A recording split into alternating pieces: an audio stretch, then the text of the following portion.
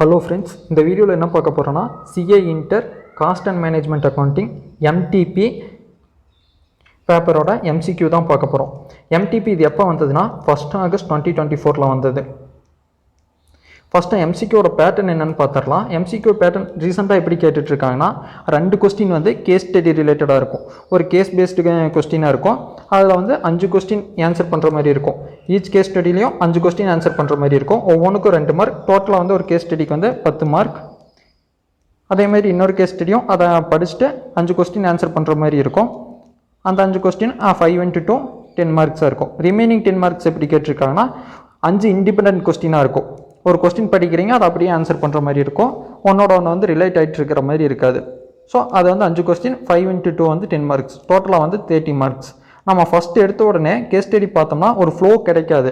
அதனால் இந்த இண்டிவிஜுவலாக இருக்குல்ல, அதை ஃபஸ்ட்டு நீங்கள் சால்வ் பண்ணிங்கன்னா உங்களுக்கு ஒரு ஃப்ளோ கிடச்சிரும். அந்த மொமெண்டமே வச்சுட்டு நீங்கள் எல்லாத்தையும் சால்வ் பண்ணிடலாம் ஈஸியாக. ஃபஸ்ட்டு எடுத்த உடனே இந்த இண்டிவிஜுவலாக இருக்கிறத சால்வ் பண்ணலாம்.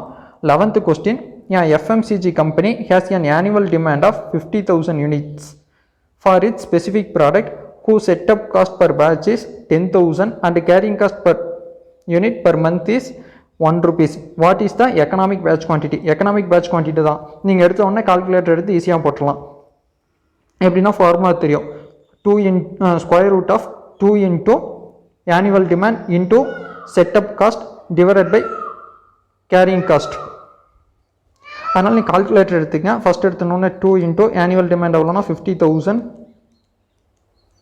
into 10,000 இதுதான் செட்டப் காஸ்ட் டிவைடட் பை இங்கே வந்து பர் மந்த்னு கொடுத்துருக்காங்க. கொஸ்டினை கேர்ஃபுல்லாக படிக்கணும். நீங்கள் அப்படியே 1ன்னு எடுத்து போட்டிங்கன்னா தப்பாயிரும். உங்கள் பர் மந்த் பர் யூனிட் நம்ம வந்து பர் யூனிட் பர் ஆனம் தான் எடுத்துக்கணும். So into 12. ஸோ 12 கிடைக்கும். இதை கால்குலேட் பண்ணிங்கன்னா எவ்வளோ வரும்னா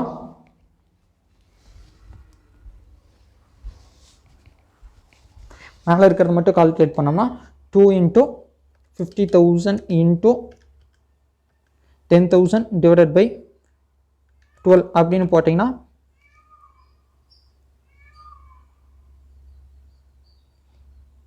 8,33,33,333 வருது.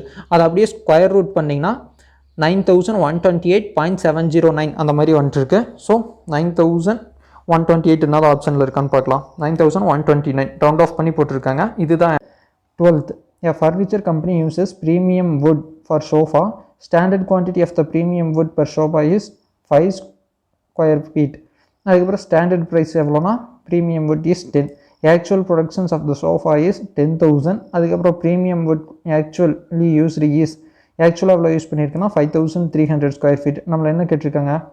ஆக்சுவல் இன்னொரு information, actual purchase price of premium wood per square feet is 10.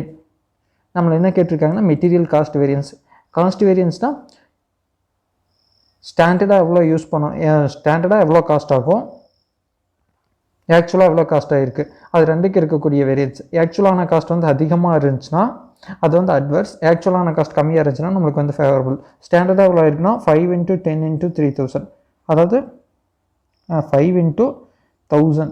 அப்போ வந்து 5,000 × 10 50,000 ருபீஸ் தான் நம்மளுக்கு ஸ்டாண்டர்டாக ஆகிருக்கணும். ஆக்சுவலாக எவ்வளோ ஆகிருக்குன்னா 5,300 ஸ்கொயர் ஃபீட் வந்து யூஸ் பண்ணியிருக்கோம்.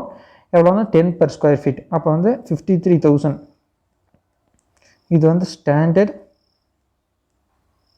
இது வந்து ஆக்சுவல். ஸோ இது ரெண்டுக்கு டிஃப்ரென்ஸ் வந்து 3,000. இது வந்து அதிகமாக இருக்குது. ஸோ அது வந்து நம்மளுக்கு adverse. 3,000 adverse. 13th. One of the PIN2 company's cost pool is part administrations. The budget overhead cost for the cost pool was 4 lakh and the expected activity was 4,000 part types. The actual overhead cost for the cost pool was 4,20,000 at an actual activity of 5,000 parts types. The activity rate of the cost pool was activity rate கேட்டிருக்காங்க. நான் வந்து budgeted overheads divided by budgeted part types போட்டோம்னா நம்மளுக்கு எவ்வளோன்னு கிடைக்கும்? 4 lakh divided by 4,000. அது வந்து 100 per part type. இதுதான் ஆன்சர். நெக்ஸ்ட் வந்து 14th. A truck carrying 10 tons of goods over 200 kilometers per day for 26 days in a month. The ton kilometers applicable is 10 tons. அப்போ ton into kilometres travelled. அப்போ வந்து 200 kilometres per டேனா 26 டேஸ்க்கு எவ்வளோ இருக்கும்? அப்போ 2 into பண்ணணும். 200 into 26. இங்கே வந்து நம்மளை பர் மந்த்தாக பர் இயரான்னு கேட்கல. நம்ம இது ஆன்சர் போட்டோன்னா எவ்வளோ ஒருத்தரும் 52,000 வருது. ஸோ இது ஆன்சராக இருக்குது. ஸோ 52,000 வந்து செலக்ட் பண்ணிக்கிறோம். இதுவே எல்லாத்தையும் இன்ட்டு 12 பண்ணி ஒரு ஆன்சர் கொடுத்துருந்தாங்கன்னா நம்ம இது இன்ட்டு 12 போட்டு பர் ஆனம் அப்படின்னு போடுவோம். பர் ஆனம்னா இன்ட்டு 12ன்னு போடுவோம், அவ்வளோதான். நெக்ஸ்ட் வந்து 15th, the standard hours required for doing a work is 100 hours. இது வந்து ஸ்டாண்டர்ட் ஹார்ஸ் வந்து 100, பட்ஜெட்டட் ஹார்ஸ் வந்து 120 hours, while the same work is actually completed by workers in 110 hours. ஆக்சுவலாக எவ்வளோ ஹார்ஸ் எடுத்திருக்காங்கன்னா 110 ஹார்ஸ். நம்மளை என்ன கேட்டிருக்காங்க? You are required to calculate the activity ratio. Activity ratio பொறுத்த வரைக்கும் நம்ம எவ்வளோ ஆக்டிவாக இருக்கோமோ, ஆக்டிவாக இருக்கிறத பொறுத்தா பட்ஜெட் பண்ணுவோம். இப்படி நீங்கள் வச்சிட்டிங்கன்னா இது ஈஸி தான். நம்ம வந்து ஸ்டாண்டர்டு இங்கே மேலே வரும், ஸ்டாண்டர்ட் ஹார்ஸ். இது ஃபார்முலா உங்களுக்கு தெரியணுங்கிற வேண்டி எழுதுகிறேன். Divided by actual hours, divided by budgeted hours தான் வரும். எவ்வளோ ஆக்டிவாக இருக்காங்கிறத பொறுத்தா பட்ஜெட் போடுவோம். ஹார்ஸ் ஆக்சுவல் ஹார்ஸ் போட்டிங்கன்னா உங்களுக்கு எஃபிஷியன்ட் ரேஷியோ தான் கிடைக்கும், எஃபிஷியன்சி ரேஷியோ. இப்படி போட்டிங்கன்னா 83.33% வரும். 100 டிவைடட் பை 110 போட்டிங்கன்னா 83.33% வரும். நெக்ஸ்ட் வந்து கேஸ் ஸ்டடி பார்க்கலாம். நீங்கள் எக்ஸாமில் வந்து இங்கே கொஸ்டின்லேயே ஒர்க் அவுட் பண்ண முடியாது, பின்னால் ஸ்பேஸ் கொடுத்துருப்பாங்க. இல்லைன்னா நீங்கள் முடிஞ்சளவு கால்குலேட்டர்லேயே போட ட்ரை பண்ணணும் இந்த மாதிரி ஈஸியான சம்ஸ்லாம். Case study first question. Tropic private limited was engaged in the business of manufacturing product P. என்ன ப்ராடக்ட் மேனுஃபேக்சர் பண்ணுறாங்க? இதுதான் finished goods product P. The product P requires 2 units of material R. இது செய்கிறதுக்கு நம்மளுக்கு என்ன தேவைப்படுது? மெட்டீரியல் ஆருங்கிறது தேவைப்படுது. அதுவும் ஒரு யூனிட் ஆஃப் பி ப்ரொடியூஸ் பண்ணுறதுக்கு 2 units of raw material R தேவைப்படுது. The company intended to sell 24,000 units of product P and does not wish to retain any closing stock. Closing stock எதுவும் வச்சுக்க விரும்பல. ஸோ 24,000 யூனிட்ஸ் வந்து sales பண்ணுறாங்க. இது வந்து sales. Closing stock எதுவும் வச்சுக்க விரும்பல. However the opening stock of the product B is 4,000 units. 4,000 units வந்து ஓப்பனிங் ஸ்டாக் இருக்குது. நம்ம ஓப்பனிங் ஸ்டாக் என்ன பண்ணுவோம்? லெஸ் பண்ணிக்குவோம். அப்போ வந்து 20,000 யூனிட்ஸ் தான் நம்ம சேல்ஸ் பண்ணுறதுக்கு வேண்டி ப்ரொடியூஸ் பண்ணணும். ஏன்னா 4,000 ஓப்பனிங் ஸ்டாக்லேருந்து சேல்ஸ் பண்ணிக்குவோம். Material are has to be procured after considering the opening stock of are amounting to 10,000. Raw material are வந்து 10,000 ஓப்பனிங் ஸ்டாக் இருக்குது. The technical team further confirms that the yield in the course of manufacturing of product B is 80% of the input. இப்போ வந்து 100 units வந்து மிஷினில் போட்டோன்னா நம்மளுக்கு எவ்வளோ units வரும்னா 80 யூனிட்ஸ் தான் வரும். ஸோ நம்மளுக்கு வந்து 20,000 வந்து சேல்ஸே பண்ணணும்ல. இந்த 20,000 வந்து 80%னா 100% எவ்வளோவா இருக்குன்னா 25,000. ஓகேவா? இது வந்து நம்ம ப்ரொடியூஸ் பண்ணக்கூடியது. ஞாபகம் வச்சுக்கங்க, 25,000 வந்து நம்ம ப்ரொடியூஸ் பண்ணக்கூடியது. இதுக்கான ஒர்க்கிங் நோட்ஸ் உள்ளது, நீங்கள் வேணால் நோட் பண்ணி வச்சுக்கங்க. எரேஸ் பண்ணிடலாம். தான் 25,000 ப்ரொடியூஸ் பண்ண போகிறோம். நம்மக்கிட்ட அப்போ ரா மெட்டீரியல் அவ்வளோ தேவைப்படும்னா 25,000 இன்ட்டு 2 50,000 வந்து ரா மெட்டீரியல் தேவைப்படும். அந்த 50,000ல் நம்மக்கிட்ட ஓப்பனிங்காக 10,000 இருக்குது. ஸோ ரா மெட்டீரியல் எவ்வளோ ப்ரொக்யூர் பண்ணணும்? 40,000. இதுதான் ரா மெட்டீரியல் ஆர் ப்ரொக்யூர்டு.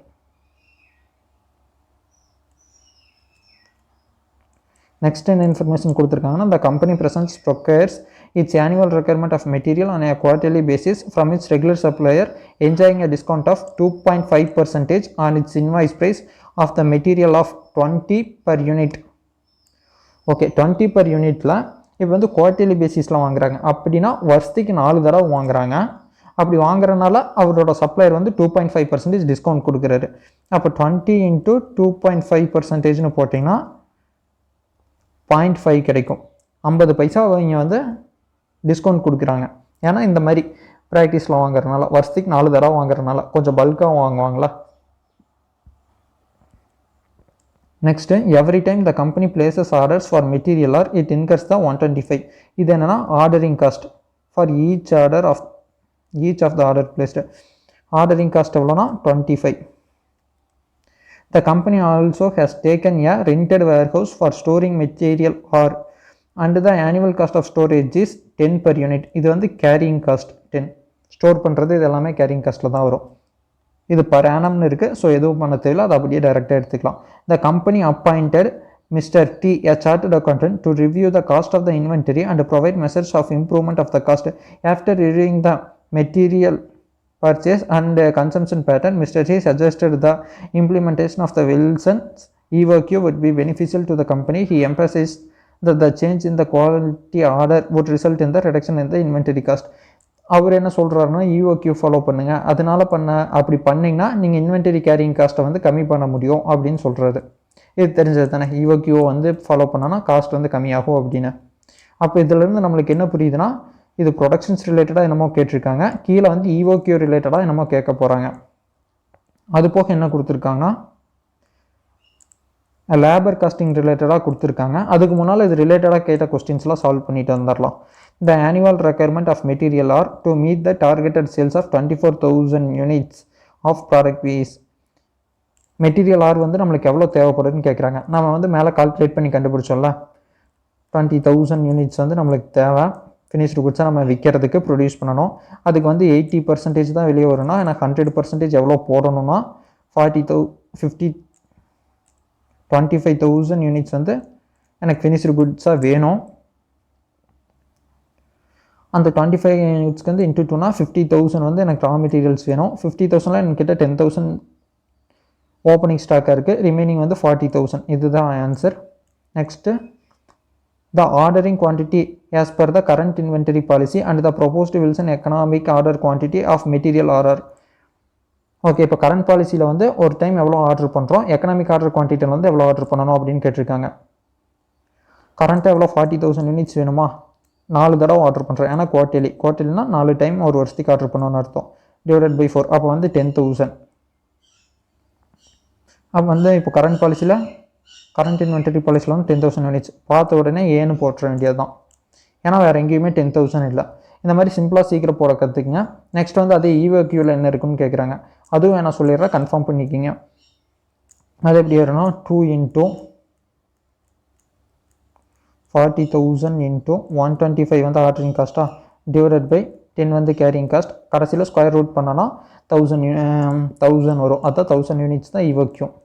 இது கன்ஃபார்ம் பண்ணியாச்சு. தேர்ட் கொஸ்டின் என்னன்னா, the net saving to the inventory cost on migration from the current inventory policy to Wilson's economic order quantity policies would be. இப்போ follow பண்ணிட்டு இருக்கிறதுக்கும் EOQக்கும் எவ்வளோ காஸ்ட் டிஃப்ரென்ஸ் வரும், எவ்வளோ காஸ்ட் வந்து சேவ் பண்ண முடியும்னு கேட்டிருக்காங்க. அப்போ ஃபஸ்ட்டு என்னன்னா பர்ச்சேஸ் காஸ்ட் எடுத்துக்கணும். இது வந்து இப்போது ப்ராக்டிஸ் பண்ணிகிட்டு இருக்கிறது CDPன்னு வச்சுக்கலாம், கரண்ட் டிஸ்கவுண்ட் பாலிசி. நெக்ஸ்ட் வந்து EOQ. இதில் வந்து ரேட் எவ்வளோ இருக்குன்னா, ஃபஸ்ட் வந்து பர்ச்சேஸ் ப்ரைஸ் PPன்னு வச்சுக்கோ. இங்கே எவ்வளோ இருக்குன்னா 40,000 தான் ரெண்டு பக்கம் வாங்குவோம். இங்கே எவ்வளோ ரேட் இருக்குன்னா 19.5, ஏன்னா 2.5 வந்து டிஸ்கவுண்ட்டாக கொடுக்குறாங்க. இங்கே எவ்வளோ இருக்குன்னா 40,000 × 20. ஸோ இங்கே வந்து 8 lakh வரும். இங்கே 8 lakhல எவ்வளோ கம்மியாகும்னா ஒரு 0.5னா 20,000 கம்மியாகும். ஸோ 7,80,000. 20,000 இதில் சேவ் பண்ணுறோமா? ஓகே, 20,000 இதில் சேவ் பண்ணுற காஸ்ட்டில். நெக்ஸ்ட்டு வேறு இதில் சேவ் பண்ணுவோம், ஆர்டர் பண்ணுறதுல. இங்கே எவ்வளோன்னா 4 ஆர்டர் தான் இருக்கும். 4 × 125 = 500. இங்கே எவ்வளோ ஆர்டர் பண்ணுவோன்னா 40,000. ஒவ்வொரு தடவை 1000 வாங்கினோம்னா மொத்தம் 40 ஆர்டர் இருக்கும். 40 × 125 = 5,000 வரும். நெக்ஸ்ட் கேரிங் காஸ்ட் எவ்வளோ இருக்குன்னா, இன்வென்டரியில் வந்து பாதி இருக்கும், EOQவில் வந்து பாதி இருக்கும். EOQ எவ்வளோ, இங்கே வந்து EOQ ஒரு டைம் ஆர்டர் பண்ணுறதுல வந்து பாதி இருக்கும். இங்கே வந்து 1000 தான் ஒரு டைம் ஆர்டர் பண்ணுறோம், அதில் வந்து பாதி 500 இருக்கும். இங்கே வந்து ஒரு டைம் 10,000 ஆர்டர் பண்ணுறோம், அதில் வந்து 5,000 வந்து நம்மக்கிட்ட இருக்கும். ஸோ 5000 இன்ட்டு கேரிங் காஸ்ட் வந்து 10, இங்கே வந்து கேரிங் காஸ்ட் வந்து 10, இங்கே வந்து 50,000, இங்கே வந்து 5,000 தான். இது டோட்டலாக எவ்வளோ ஆகுதுன்னா 50,000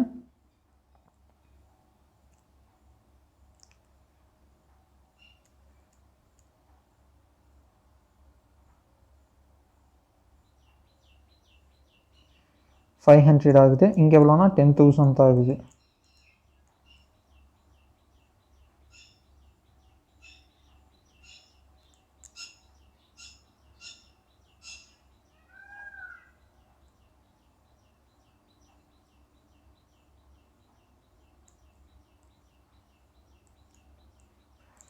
ஸோ டிஃப்ரென்ஸ் எவ்வளோனா 40,500. அந்த 40,500 வந்து இது மூலயமா சேவ் ஆகுது. சரி, டோட்டல் பண்ணிக்கிங்க. டோட்டல் பண்ணிட்டா 50,500, இங்கே வந்து 7,80,000, 8,30,500. இங்கே எவ்வளோ வரும்னா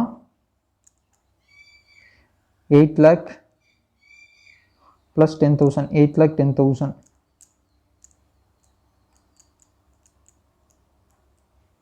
டிஃப்ரென்ஸ் எவ்வளோனா 20,500. Option B. அவ்வளோதாங்க.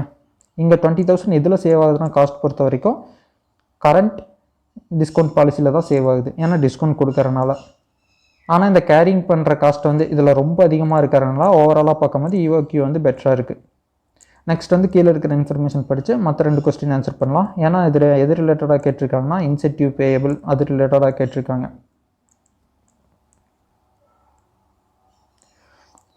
Mr. T further reviewed the labor costing and identified that the employees were paid overtime wages to ensure timely completions of the project. Okay, over time pay பண்ணுறாங்க, ஏன்னா அந்த ப்ராஜெக்ட் வந்து அது டைமுக்குள்ளே முடிக்கணும் அப்படிங்கிறதுக்காக. Over time wages comprised of daily wages of 100 and 100% of the daily wages as over time premium. Daily wages அது போக 100 டைம் ஆஃப் த ஓவர் வேஜஸும் கொடுக்குறாங்க. இப்போ எக்ஸாம்பிள் 100 rupees வந்து டெய்லி வேஜஸாக இருந்துச்சுன்னா இதனுடைய 100%, 100 வந்து ஓவர் டைம் ப்ரீமியமாக கொடுக்குறாங்க. டோட்டலாக வந்து டபுள் ஆயிடுது. மறுபடியும் என்ன கொடுத்துருக்காங்கன்னு பார்க்கலாம். Based on the current cost records it was understood that every month had 180 hours of the regular working hours. ஒரு மாதத்துக்கு ரெகுலர் ஒர்க்கிங் ஹவர்ஸ் வந்து 180 hours தான். ரெமுனரேட்டட் 200 per hour. 200 per hour வந்து ரெகுலராக கொடுக்கறது தான். ஓவர் டைம் ப்ரீமியம் வந்து டபுளாக இருக்கும்னு இங்கே மேலே பார்த்தோம்ல எக்ஸாமில். இங்கே வந்து 100 எக்ஸாம்பிள் எடுத்துட்டோம், இங்கே வந்து 200ன்னு கொடுத்துருக்காங்க. ஸோ 200 ரெகுலராக இருந்துச்சுன்னா ஓவர் டைம் ப்ரீமியம் எவ்வளோவா இருக்கும்னா 400 இருக்கும். சரி, நெக்ஸ்ட்டு என்ன கொடுத்துருக்காங்க பார்க்கலாம். Over time of 20 hours which was remunerated at 400 per hour அதுதான் கொடுத்துருக்காங்க. ஓவர் டைம் எவ்வளோனா 20 hours. ஆமாம். Mr. C suggested that the above time taken may be considered as the standard and a scheme of incentive be introduced to reduce overtime cost. Overtime காஸ்ட்டை வந்து கம்மி பண்ணுறதுக்கு வேண்டி ஒரு இன்சென்டிவ் ஸ்கீம் கொடுக்கலாம். Incentive scheme கொடுத்தோம்னா அதை வந்து சீக்கிரம் முடிச்சுருவாங்களே. 180 hours முடிக்க வேண்டியது வந்து 200 hours ஆகிட்டுருக்கு. இன்சென்டிவ் ஸ்கீம் கொடுத்தோம்னா சீக்கிரம் முடிச்சுருவாங்க அப்படிங்கிறதுக்காக. He further indicated that Rowan scheme of incentives be used to measure performance and the improved productivity per hour would be 125 units per hour. அந்த மாதிரி இன்சென்டிவ் ஸ்கீம் கொண்டு வந்தனால 1 ஹவருக்கு எவ்வளோனா 125 யூனிட்ஸ் வந்து ப்ரொடியூஸ் பண்ணுறாங்க. 1 ஹவருக்கு 125 யூனிட்ஸ் ப்ரொடியூஸ் பண்ணுறாங்கன்னா நம்மளுக்கு மொத்தம் எவ்வளோ யூனிட்ஸ் ப்ரொடியூஸ் பண்ணணும்? 20,000 யூனிட்ஸ் இல்லை 20,000 யூனிட்ஸ் தான். 40,000 யூனிட்ஸ் ரா மெட்டீரியல் தான். 20,000 யூனிட்ஸ் வந்து ப்ரொடியூஸ் பண்ணணும். அதுக்கு வந்து எவ்வளோ எடுத்துக்குவாங்க அப்படின்னு பார்க்கலாம். வந்து யூனிட்ஸ் ப்ரொடியூஸ்னே கொடுத்துட்டாங்க. ஸோ 20,000 யூனிட்ஸ் அதுக்கு எவ்வளோ ஆகுன்னு பார்க்கணும். கிராஸ் மல்டிப்ளை பண்ணோம்னா 160 hours ஆகும். இதை பொறுத்து என்ன கொஸ்டின் கேட்டிருக்காங்களோ அதை ஆன்சர் பண்ணலாம். 4th கொஸ்டின் என்ன கேட்டிருக்காங்கன்னா incentive payable under the Rowan's incentive scheme amounts to. எவ்வளோ அமௌண்ட் வந்து ரோவன் இன்சென்டிவ் ஸ்கீம்னால நீங்கள் பே பண்ணணும் அப்படின்னு கேட்டிருக்காங்க. இதை அரைஸ் பண்ணிடலாம், நீங்கள் நோட் பண்ணி வச்சுக்கோங்க. அதை எப்படி கண்டுபிடிக்கிறதுனா நார்மலாக எவ்வளோ டைம் எடுத்துக்கிறாங்க அதுதான் டைம் அலௌடு. டைம் அலௌடு எவ்வளோனா 200 இந்த பிளானில் எவ்வளோ டைம் எடுத்திருக்காங்கன்னா 20,000. இருங்க அதை ஒர்க் அவுட் பண்ணி காட்டுறேன். 20,000க்கு எவ்வளோ நம்மளுக்கு தெரியணும். 125க்கு வந்து 1 hour. ஸோ 20,000க்கு இது கிராஸ் மல்டிப்ளை பண்ணணும். அது வந்து 20,000 into 1 divided by 125 into x அப்படின்னு இருக்கும்.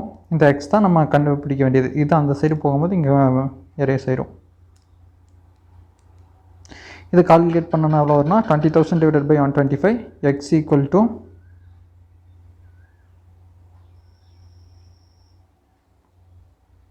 160 வரும்.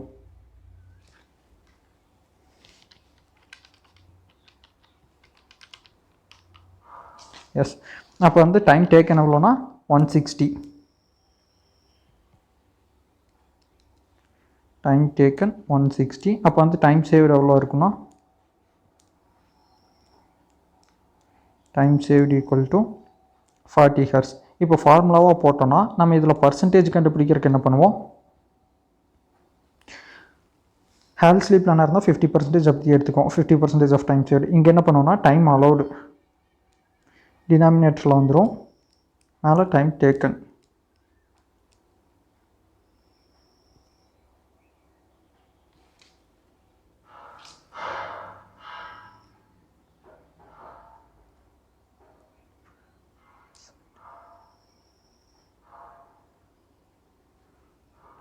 Into time saved. Time saved எவ்வளோனா 40 இன்ட்டு அமௌண்ட் எவ்வளோன்னு பார்த்துக்கிட்டிங்கன்னா 100 rupees தான். 200 rupees.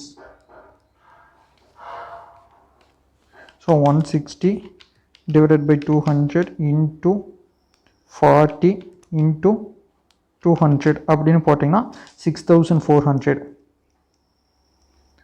இதான் incentive payable under the Rowan's incentive scheme. Next என்ன கேட்டிருக்காங்கன்னா the savings in labor cost achieved by implementation of incentive scheme over the overtime payment amounts to எவ்வளோ வந்து நீங்கள் சேவ் பண்ணுறீங்க அப்படின்னு கேட்டிருக்காங்க. நார்மலாக எவ்வளோ பே பண்ணியிருப்போம் போன டைமில் 200 ஹார்ஸுக்கு இன்ட்டு 200 40,000 rupees பே பண்ணியிருப்போம். அது போக ஓவர் டைம் வந்து ஒரு 20 ஹார்ஸ் இருந்துச்சுல, அந்த 20 ஹார்ஸுக்கு எக்ஸ்ட்ரா இன்னொரு 200 வந்து பே பண்ணுவோம். ஏன்னா 100% ஆஃப் நார்மல். இப்படியும் போடலாம். இல்லைன்னா 180 இன்ட்டு 200 20 இன்ட்டு 400 அப்படியும் போடலாம். ரெண்டுமே சேம் ஆன்சர் தான் வரும். இது எவ்வளோனா 4,000 வரும். ஸோ 44,000 வந்து டோட்டலாக பே பண்ணுற மாதிரி இருக்கும். 44,000. அதே ரோவன்ஸ் பிளானில் எவ்வளோ பே பண்ணுறீங்கன்னா 6,400 வந்து இன்சென்டிவ் ப்ரீமியமாக பே பண்ணுறோம். அப்போ வந்து நார்மலாக எவ்வளோ பே பண்ணோன்னா 160 ஹார்ஸ் தானே ஒர்க் பண்ணியிருக்காங்க. ஸோ 160 இன்ட்டு 200 அப்போ வந்து எவ்வளோ வரும்னா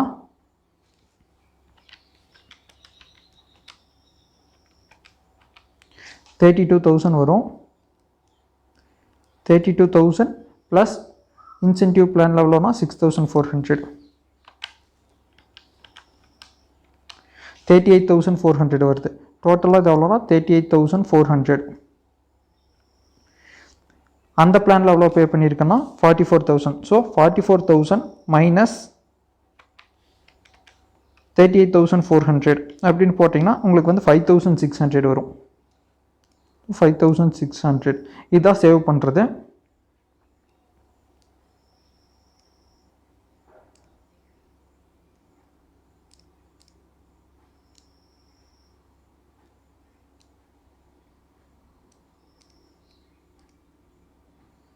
அப்போ வந்து ஆன்சர் எவ்வளோனா ஆப்ஷன் பி 5,600. அவ்வளோதாங்க, இந்த சம் முடிஞ்சு. நெக்ஸ்ட் வந்து கேஸ் ஸ்டடி 2.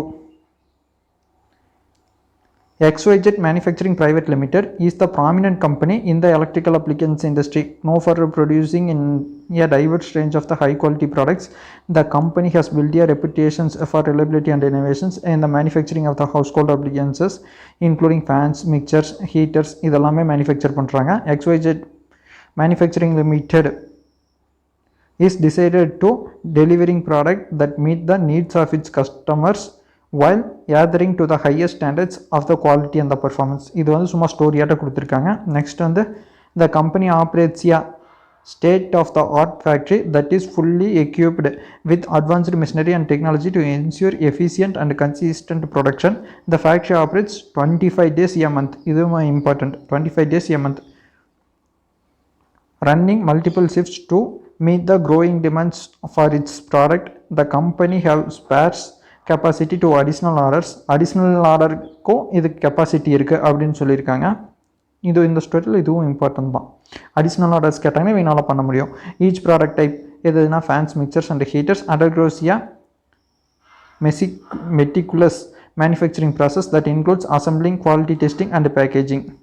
நம்மளுக்கு இப்போது இந்த இதுதான் முக்கியம். ஏன்னா காஸ்ட் கேட்டகிரியில் என்ன ஃபிக்ஸ்டு காஸ்ட் கொடுத்துருக்காங்க. ஃபேக்ட்ரி ரெண்ட் வந்து 3 lakh, டிப்ரிசியேஷன் வந்து 2 lakh, administration expenses 1 lakh, salaries வந்து 4 lakh. எது ரிலேட்டடான சேலரிஸ்னு எதுவும் கொடுக்கல.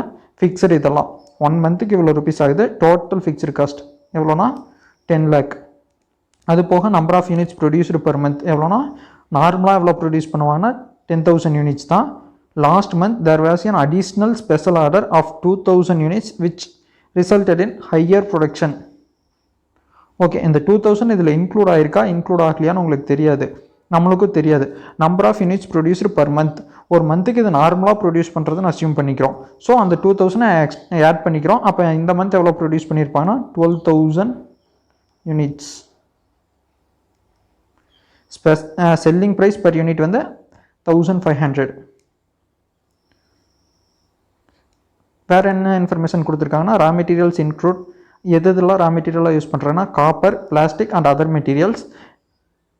The per unit cost of the copper is 80 more than the cost of the plastic, while the cost of the other material is twice that of plastic. இப்போ என்னென்னா 3 material use பண்ணுறாங்க. அதை வந்து நம்ம சிம்பிளாக எழுதிக்கலாம். காப்பர் ப்ளஸ் பிளாஸ்டிக் வந்து பின்னு வச்சுக்கலாம், காப்பர் வந்து சின்னு வச்சுக்கலாம், அதர் மெட்டீரியல் வந்து ஓஎம்னு வச்சுக்கலாம். ஈக்குவல் டு இதெல்லாம் சேர்ந்தால் என்ன கிடைக்கும்னா டோட்டல் மெட்டீரியல் காஸ்ட் கிடைக்கும், டிஎம்சின்னு வச்சுக்கலாம். இவங்க என்ன கொடுத்துருக்காங்கன்னா டைரெக்டாக ப்ரைஸ் எல்லாத்தோட ப்ரைஸும் கொடுக்காம இன்டைரக்டாக கொடுத்துருக்காங்க. The cost per unit cost of the copper is 80 more than the plastic. அப்போ இந்த காப்பர் எதை டினோட் பண்ணுதுன்னா பிளாஸ்டிக்கோட 80 அதிகம். ஸோ பி ப்ளஸ் 80 ப்ளஸ் வேறு என்ன இன்ஃபர்மேஷன் கொடுத்துருக்காங்க. While the cost of the other material is twice that of plastic. பிளாஸ்டிக்கை விட ட்வைஸ் ஆமாம் other material. So 2 into P, அதனால் 2P அப்படின்னு வச்சுக்குவோம்.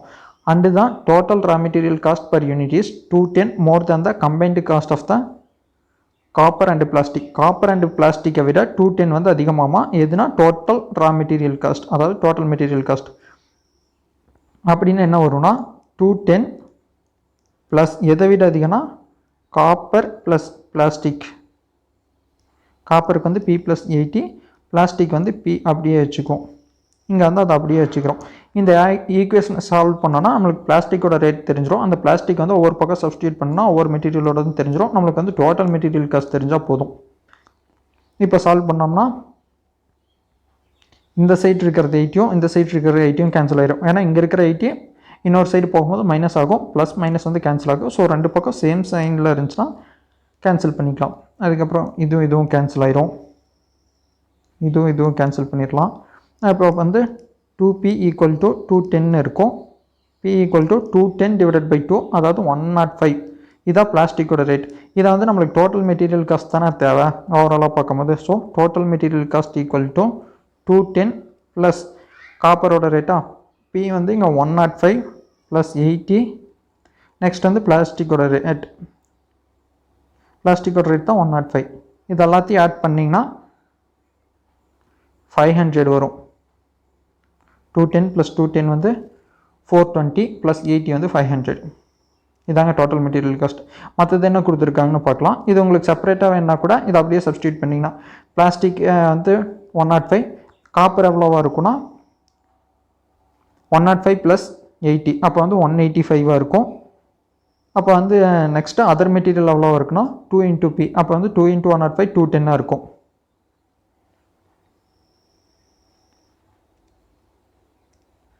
அதர் மெட்டீரியல் ஈக்குவல் டு 210 தனித்தனியாகவும் கண்டுபிடிச்சாச்சு. ஓவராலாக 500 அது தெரிஞ்சால் போதும்.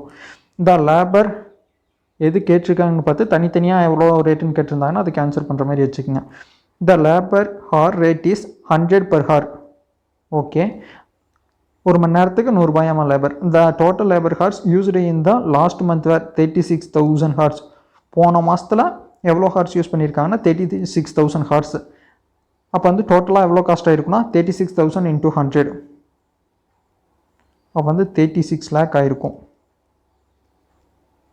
சரி, 36 lakh. Okay. The utilities cost per unit is 100. இது வந்து பர் யூனிட்டுக்கு அப்படியே கொடுத்துட்டாங்க. லேபர் வந்து நம்மளுக்கு பர் யூனிட் தெரியாது. And the packaging cost per unit is 50. Packaging cost வந்து 50. நம்மக்கிட்ட என்ன கொஸ்டின் கேட்டிருக்காங்கன்னு பார்க்கலாம். Being a financial manager of a company are required to answer the following. கீழே இருக்கிறதுக்கெல்லாம் ஆன்சர் பண்ண சொல்லியிருக்காங்க. Calculate the contribution margin per unit. Contribution எப்படி நம்ம கண்டுபிடிப்போம்? Selling price minus variable cost. மேலே கொடுத்துருக்கிறதெல்லாம் ஃபிக்ஸ்டு காஸ்ட். ஸோ கீழே இருக்கிறதெல்லாம் வேரியபிள் காஸ்ட் தான். மெட்டீரியல், அதுக்கப்புறம் என்ன லேபர், அதுக்கப்புறம் யூட்டிலிட்டிஸ் காஸ்ட், அது வந்து டைரக்ட் எஃபெக்ட் ஆகும். ஸோ டைரக்ட் காஸ்ட் அது வந்து வேரியபிள் காஸ்ட் தான். அதுக்கப்புறம் 50 பர் யூனிட்னா அதெல்லாம் பர் யூனிட் பொறுத்தும் மாறும்.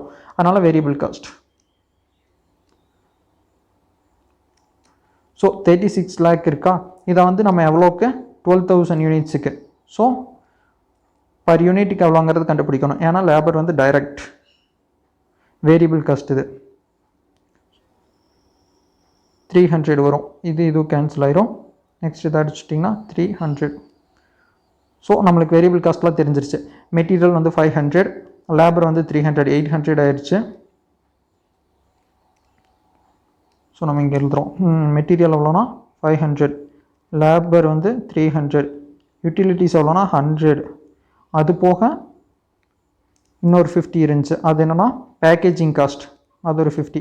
டோட்டலாக எவ்வளோனா 950.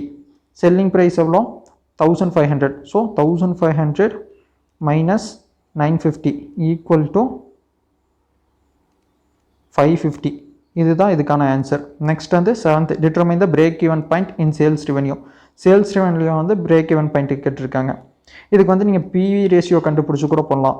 பிவி ரேஷியோ கண்டுபிடிச்சா ப்ராஃபிட் வால்யூம் ரேஷியோ கண்டுபிடிச்சி கூட போடலாம். இன்னொன்று என்னென்னா, நீங்கள் வந்து யூனிட்ஸில் கண்டுபிடிச்ச இன்டூ செல்லிங் ப்ரைஸால் இன்டூ பண்ணிங்கன்னா ஆன்சர் வந்துடும். ஃபஸ்ட்டு பிரேக் ஈவன் பாயிண்ட் நம்ம யூனிட்ஸில் எப்படி கண்டுபிடிப்போம்னா, fixed cost divided by contribution. Contribution எவ்வளோனா இங்கே 950. So contribution. So fixed cost எவ்வளோனா 10 lakh. மேலே பார்த்தோம்லாம் 10 lakh டிவைடட் பை 950 அப்படின்னு போட்டிங்கன்னா டிவைடட் பை 950 போட்டோம்னா நம்மளுக்கு வந்து 1052 யூனிட்ஸ் கிடைக்குது. இன்டூ 1052.631 அப்படின்னு போயிட்டே இருக்கு. இன்டூ 1500ன்னு போட்டிங்கன்னா உங்களுக்கு வந்து சேல்ஸில் கிடச்சிரும்.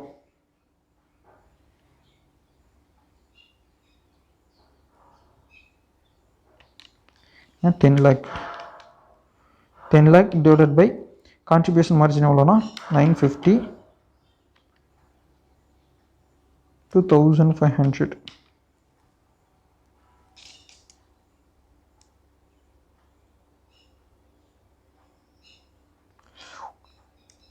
சாரி, இங்கே வந்து என்னென்னா 550 கான்ட்ரிபியூஷன் எவ்வளோனா ஈக்குவல் டு 550. இங்கே 550னால இங்கே 550 வரும். ஸோ கேர்லெஸ் பண்ணாமல் கேர்ஃபுல்லாக போட்டுக்கங்க. 10 lakh டிவைடட் பை 550 அப்படின்னு போட்டிங்கன்னா 18.118 போயிட்டே இருக்குது. இன்டூ 1500 அப்படின்னு போட்டிங்கன்னா என்ன ஆன்சர் வருதுன்னா 27,27,272.7272 போயிட்டே இருக்குது. ஸோ 25 ரவுண்ட் ஆஃப் பண்ணி போட்டிருக்காங்க. ஸோ இந்த ஆன்சர் தான் ஆப்ஷன் சி. நெக்ஸ்ட் வந்து என்ன கேட்டிருக்காங்கன்னா, if the company wants to achieve a target profit of 5 lakh, what should be the sales volume. Sales volume வந்து 5 lakh அச்சீவ் பண்ணோம்னா என்ன இருக்குன்ட்டு அது வந்து ஃபிக்ஸ்டு காஸ்ட் கூட இந்த ப்ராஃபிட் வந்து ஆட் பண்ணிடுவோம். ஃபிக்ஸ்டு காஸ்ட் வந்து 10 lakh.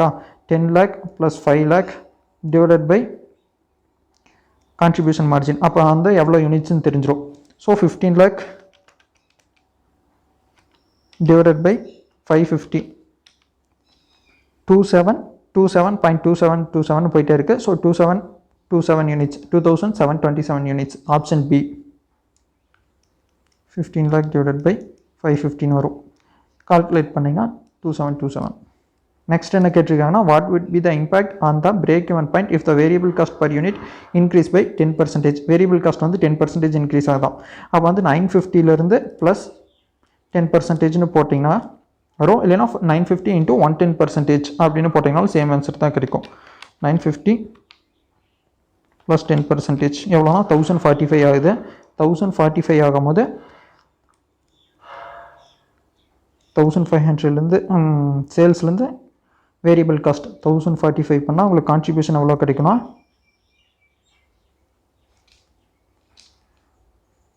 455. இதுதான் கான்ட்ரிபியூஷனாக இருக்கும். நம்மக்கிட்ட எவ்வளோ கேட்டிருக்காங்கன்னா இப்போ எவ்வளோ இருக்குன்னு கேட்டிருக்காங்க break even sales. So 10 lakh divided by 455.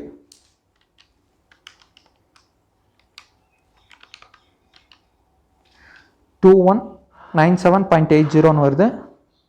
இதை கால்குலேட் பண்ணிங்கன்னா 2197.80. ஸோ அந்த ரவுண்ட் ஆஃப் பண்ணிங்கன்னா 2198. So 2198 units. ஆப்ஷன் பி அதுதான் ஆன்சர். நெக்ஸ்ட் என்ன 10th. Calculate the margin of the safety in percentage if the company sells 4000 units if the variable cost per unit increase by 10%. அதே தான் variable cost 10% increase ஆனால் contribution எவ்வளோவா இருக்கும் 455 இருக்கும். 4000 units தான் sale பண்ணுறாங்க. அப்போ வந்து உங்களோட கான்ட்ரிபியூஷன் மார்ஜின் ஆஃப் சேஃப்டி எவ்வளோன்னு கேட்டிருக்காங்க. ஸோ பிரேக் ஈவன் சேல்ஸ் கண்டுபிடிக்கலாம்.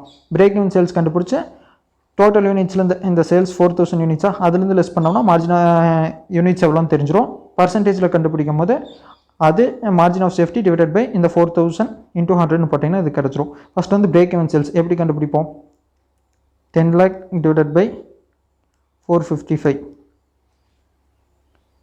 மேலே கண்டுபிடிச்சது தான் 2197.80. 2197.80 மைனஸ் இது எதுலேருந்து மைனஸ் பண்ணோம்னா இந்த 2197.80 வந்து 4000லேருந்து மைனஸ் பண்ணணும். அப்போ தான் மார்ஜின் ஆஃப் சேஃப்டி கிடைக்கும். Safety equal to 4000 minus 2197.80.